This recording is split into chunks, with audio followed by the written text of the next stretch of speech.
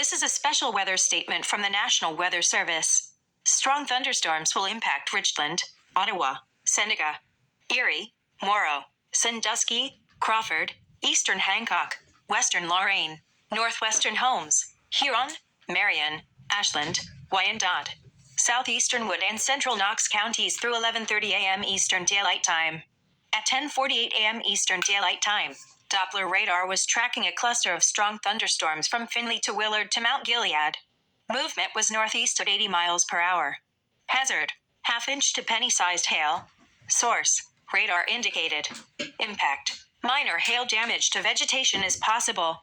Locations impacted include Lorraine, Mansfield, Findlay, Marion, Sandusky, Ashland, Tiffin, Norwalk, Mount Vernon, Fremont, Fostoria, Bucyrus, Western Vermilion, Upper Sandusky, Port Clinton, Mount Gilead, Kelly's Island, Put-in-Bay, and Amherst.